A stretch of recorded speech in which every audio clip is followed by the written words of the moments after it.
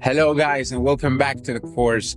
It is time to go back in time and unchain ourselves from any limitation as we learn the outstanding L'Hopital's rule for solving limits. Consider the following statement. Let f and g be differentiable functions and g prime of x different than 0. Then, if the limit when x goes to a of f of x and the limit when x goes to a of g of x are both simultaneously equal to 0 or any combination of infinity or minus infinity, then the limit when x goes to a of f of x divided by g of x is equal to the limit when x goes to a of f prime of x divided by g prime of x. Let us consider the following limit. The limit when x goes to 1 of x cubed minus x squared plus 2x minus 2 divided by ln of x plus x minus 1. If we apply the naive substitution, we get 0 over 0 indetermination. But we can apply L'Hopital's rule, and if we do so, we get that such a limit is equal to 3 over 2.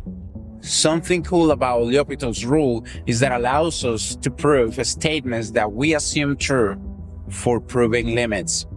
For example, the limit when x goes to 0 sine of x divided by x, we assumed that this limit was equal to 1.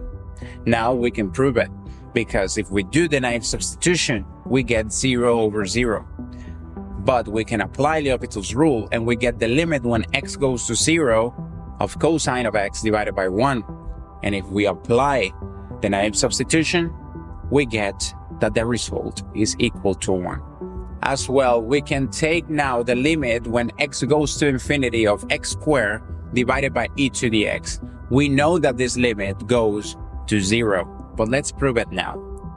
This limit, if we do the naive substitution, will be equal to infinity over infinity. So we can apply L'Hopital's rule, and we get that this will be equal to the limit when x goes to infinity of 2x divided by e to the x. But if we do the naive substitution again, we get infinity over infinity. What do? Well, we can apply L'Hopital's rule again, and we get that this will be equal to the limit when x goes to infinity of 2 divided by e to the x. And if we do the naive substitution, we get 2 over infinity, which is equal to 0.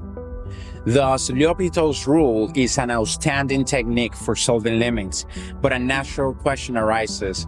Is it only useful for solving 0 over 0 or infinity over infinity indeterminations? The answer is no, and we will see in the next video how to apply L'Hopital's rule for solving other types of indetermination. In the meantime, try to solve the following limits using L'Hopital's rule.